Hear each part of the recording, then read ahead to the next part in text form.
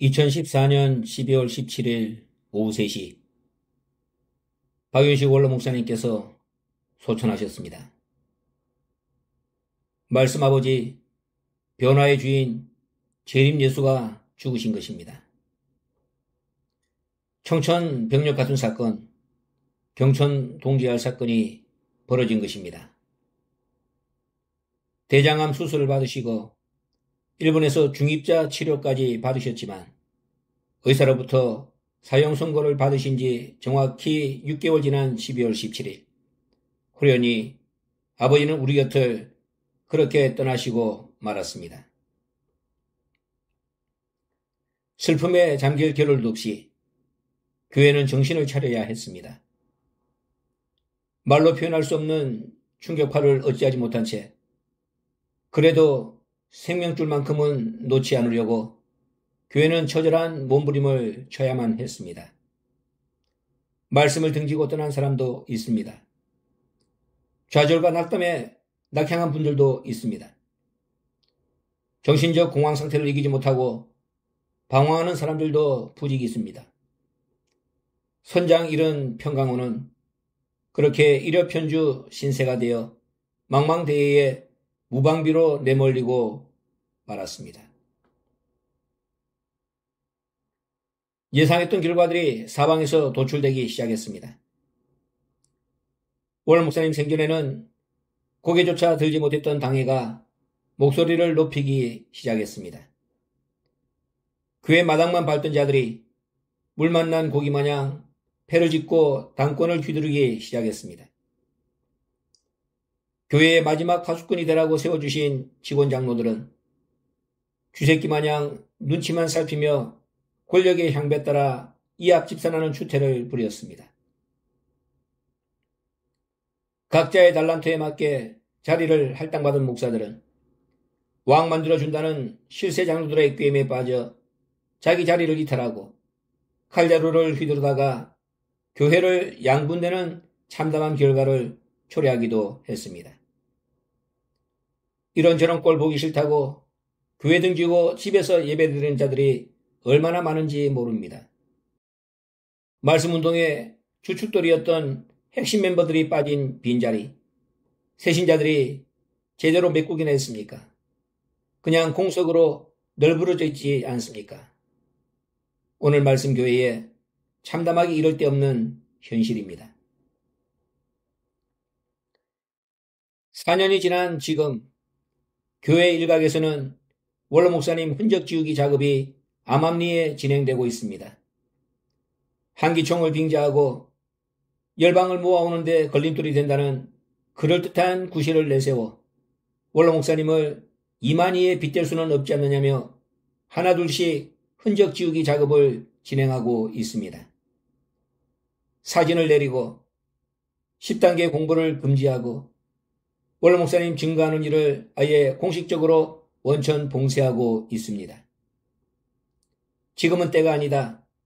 지금 아버지를 증거하면 이단이고 역적이라는 말도 안 되는 개변으로 원로 목사님 흔적 지우기에 앞장선 선봉대가 그토록 사랑받았던 여자전도사 그룹입니다. 목구멍이 포도청이라 이짓거리 하고 있다며 자조하는 몇몇 양심 있는 교육자들의 탄식 소리만으로는 이 거대한 물줄기를 되돌릴 수 없는 지경에 이르고 말았건만 침묵하는 절대 다수의 속내가 이제는 더 이상 궁금하지도 않습니다.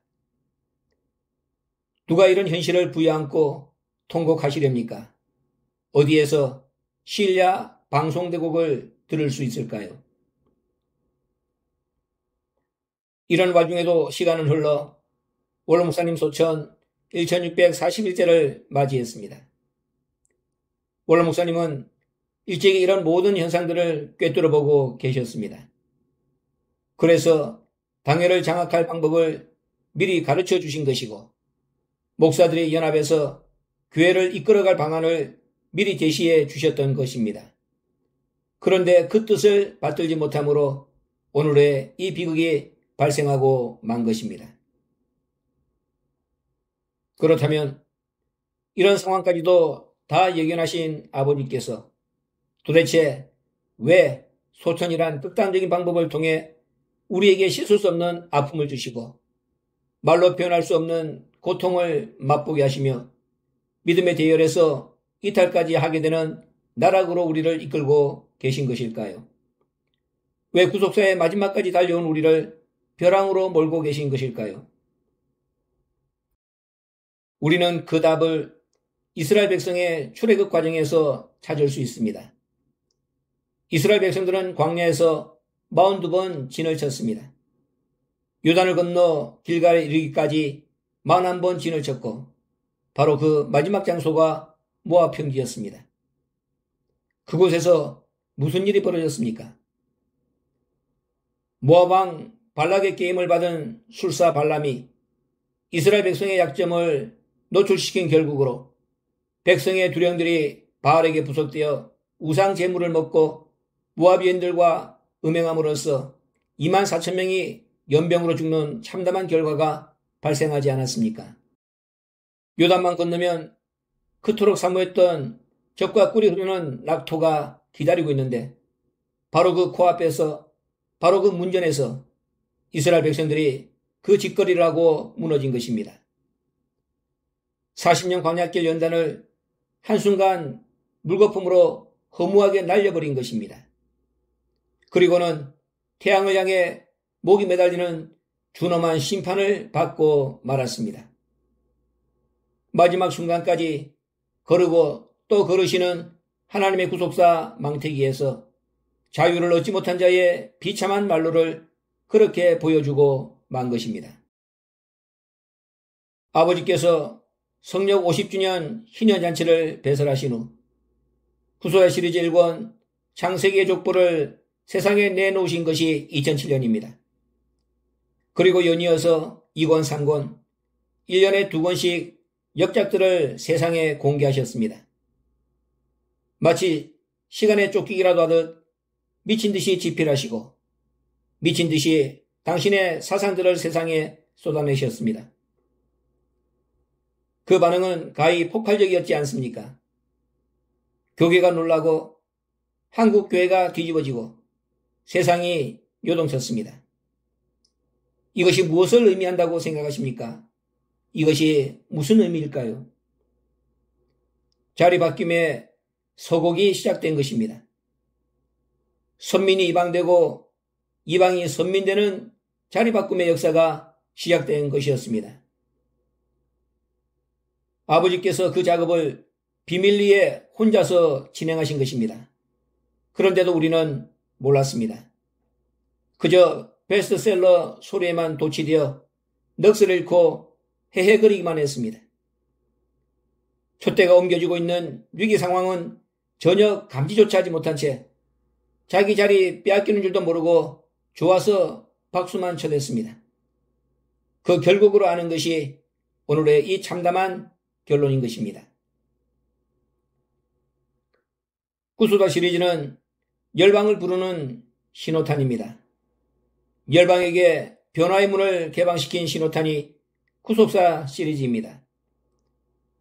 초대교회 사도들이 자기들만 선민인 줄 알았다가 이방에게도 성령을 주시고 이방에게도 영생을 주시는 줄 알고 깜짝 놀랐듯이 오늘 우리도 깜짝 놀라야 합니다. 우리가 영생 얻음에 합당치 않은 자로 자처하므로 변화 영생의 도가 열방에게 넘어간 사실 앞에 까무라치며 통곡해야 합니다. 그래도 부족합니다.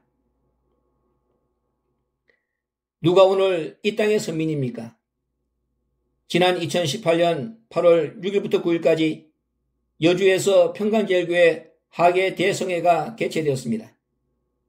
그리고 곧이어 같은 자리에서 2018년 목회자 구속사 하계 대성회가 8월 13일부터 15일까지 진행되었습니다.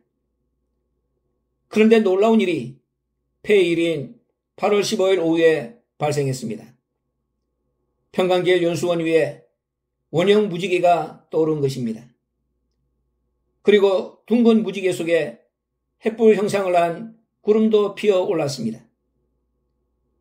참석자들은 이구동성으로 무지개가 폭염 속 맑은 하늘에 떠오른 것도 원형 무지개를 본 것도 평생 처음이라면서 이것은 하나님의 자연 계시이고 하나님이 이 성회를 기뻐하시는 증거라며 경탄을 금치 못했습니다. 그렇다면 왜 하나님께서 이 놀라운 자연 계시를 평강제일교회 대성회가 아닌 이방 목사들이 대다수를 차지한 목회자 구속사 학예 대성회 때 보여주신 것일까요? 자연 계시까지 발동하신 하나님께서 거기에 뜻을 담아두지 않으셨겠습니까? 무엇을 암시하고 무엇을 말씀하길 원하신 것일까요? 아버지는 재정비가 필요했습니다. 초림 때와 같은 실수를 반복하지 않는 초림 때의 전철을 밟지 않기 위한 정비가 필요했습니다. 그래서 우리 곁을 떠나기로 작정하신 것입니다. 떠남이 우리에게 유익이기에 그리 작정하신 것입니다. 이런 아버지의 수고, 수포로 돌아가게 해서는 안 되지 않겠습니까?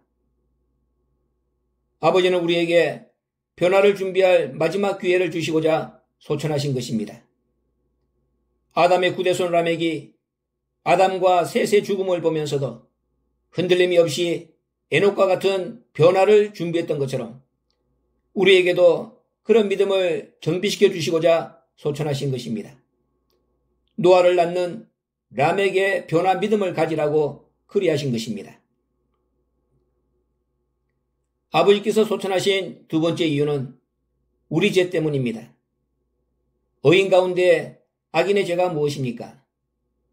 예수를 아버지가 아닌 하나님 아들로 믿으면서도 잘 믿는다고, 제대로 믿고 있다고, 구원받았다고 착각하는 죄가 의인의 죄입니다. 이 반쪽짜리 의인의 죄까지 속해 주시고자 아버지는 당신의 육신을 내어주신 것입니다. 우리에게 현상에 집착하지 않게 하시려고 아버지는 소천하셨습니다. 이것이 세 번째 이유입니다. 부활이나 변화는 현상에 불과한 것입니다. 본질은 우리가 말씀의 사람이 되는 것입니다. 말씀의 사람이 되면 발광은 자연적으로 따라오는 부산물에 불과합니다. 다불산에서 현상에 집착한 베드로가 예수님과 엘리야와 모세의 초막을 짓겠다고 했을 때 구름 속에서 들려온 말씀이 무엇이었습니까? 예수의 말씀만 들으라고 하지 않으셨습니까? 남의 초막 짓는다고 변화받는 것이 아니라는 말씀입니다. 각자 자신이 변화받을 수 있는 능력을 갖추는 것이 목적이 되어야 한다는 말씀입니다. 우리에게 현상에 집착하지 말라고, 현상에 집착하는 어린아이가 되지 말라고, 말씀의 사람만 되면 그만이라는 것을 가르치시려고, 끝까지 신령한 눈을 가져야만 한다는 것을 보이시려고 아버지는 당신의 변화를 보이지 않으신 채 소천하신 것입니다. 아버지 소천의 네 번째 이유는 우리를 당신 앞으로 이끌기 위해서입니다. 아버지의 소천을 들림으로 보는 신령한 자만 이끌림의 대상이 됩니다. 예수님이 운명하시는 순간 땅이 진동하고 바위가 터지고 무덤이 열리면서 자던 성도의 몸이 많이 일어났습니다. 그러나 이들은 무덤 속에 일어나 앉아 대기만 했을 뿐입니다. 부활의 첫 열매 되시는 예수님께서 부활하신 후에야 이들은 무덤에서 나와서 거룩한 성에 들어가 많은 사람에게 자신들의 몸을 보일 수 있었습니다. 왜 이들을 무덤에서 일으키셨을까요? 이들을 일으키신 분이 누구입니까? 예수님 아니십니까? 예수님은 운명하시는 순간 자던 자들을 무덤 속에서 일으키심으로 당신이 죽지 않았음을, 죽을 수 없는 분이심을, 죽은 자도 살리는 분이심을 간접적으로 증명해 주신 것입니다. 그리고 그들을 3일 동안 무덤에서 대기하게 하셨습니다. 그리고 당신이 무덤을 박차고 나가시는 날 그들을 거룩한 성에 데리고 들어가셨습니다. 이것은 아버지 소천 시대에 오늘 우리가 어떤 자가 되어 있어야 마땅한가를 보여주시는 대단히 중요한 사건입니다. 아버지께서 소천하시던 순간부터 우리도 자던 자리에서 일어나 앉아 있어야 합니다. 아버지 없는 이 세상이 무덤 아니겠습니까? 지금 우리는 이 무덤 속에서 일어나 앉아 3일 반 후에 변화의 몸으로 우리 앞에 모습을 나타내시어 나를 따르라 명령하시는 아버지 음성을 들을 때까지 대기하고 있어야 한다는 말씀입니다. 아버지 들림을 변화로 믿으면 여기까지 이끌림을 받는 것입니다. 말씀은 영과 생명으로 구성되어집니다. 말씀의 사람은 말씀이 될 때 아버지 앞으로 돌아갈 수 있습니다. 그래서 예수님이 멜기세덱의 반차를 쫓아 들어가신 것입니다.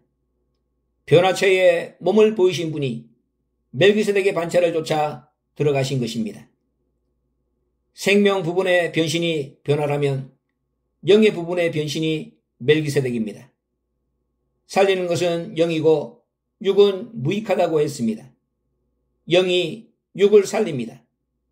육은 영에부터 자동적으로 살게 되는 것입니다. 변화는 멜기세덱 속에 자동적으로 포함되는 현상이란 뜻입니다. 그러므로 변화와 멜기세덱을 같은 말로 이해하면 안 됩니다. 나눠서도 안 됩니다.